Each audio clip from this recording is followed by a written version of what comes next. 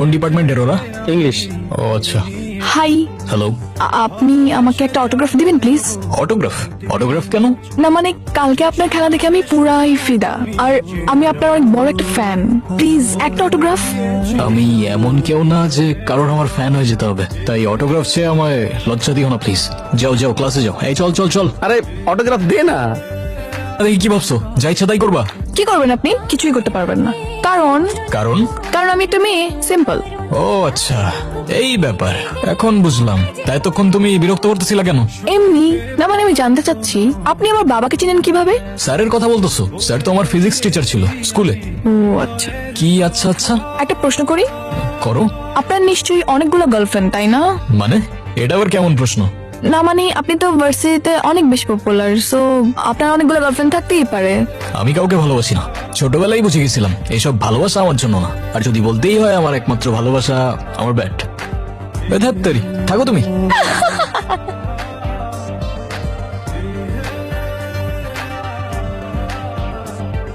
টিপ টিপ বৃষ্টিতে কি যে ভালো লাগছে, হৃদয়ের কথা গুলি শিশি দিয়ে ডাকছে।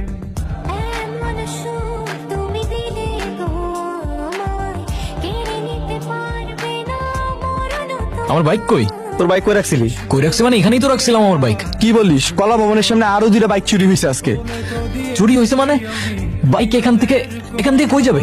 চুরি হবে কেমনে? আরে আরে এই তুই ওই দিকে দেখ, আমি দেখতাছি। এ ভাই, এখানে একটা বাইক ছিল ব্লু কালার, এফজেড ভার্সন 2 দেখছেন? না তো ভাইয়া। এখান দিয়ে কারো নিয়ে যেতে দেখছেন না, না, বাইকটা? না। এদিক দিয়ে না। কোথায় গেল ভাই? ভাই ওইদিকে একটা বাইক ছিল ব্লু কালার, ভার্সন 2 এফজেড দেখছেন আপনি? না। কাউরে নিয়ে যেতে দেখছেন এদিকে? না না, আমি কলা ভবনের সামনে গেছি, ওইখানেও বাইক নেই। আমিও তো খুঁজে এলাম। কি হয়েছে? কৌশিকের বাইক খুঁজে পাচ্ছে না। কি হয়েছে? বাইক পেয়ে যাবা, চিন্তা করো না। বাইক নামি তো, ওই বাইকের উপর আমার ব্যাগটা রাখা ছিল।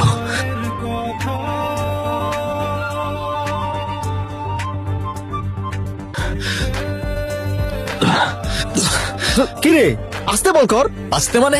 এই বল খেলতে না পারলে খেলা বাদ দিয়ে দে, তোর খেলার দরকার নেই। শোন, আমি তোর কষ্টটা বুঝতে পারছি, বাট এখন তুই থাম না প্লিজ। একটা সামান্য ব্যাটের জন্য এরকম করছো? নতুন একটা ব্যাট কিনে নিলেই তো পারো। ওইটা 8-10টা ব্যাটের মতো কোনো ব্যাট ছিল না, ওটা ছিল আমার মায়ের দেওয়া শেষ গিফট। শেষ গিফট? আমি তখন ক্লাস 9-এ পড়তাম। আমার মা সিঙ্গেল মাদার ছিল, কষ্ট করে নিজের সুখ স্বপ্ন বাদ দিয়ে আমাকে বড় করছে। আমার ক্রিকেটের উপর নেশা দেখে আমার বার্থডেতে ব্যাটটা গিফট করেছিল।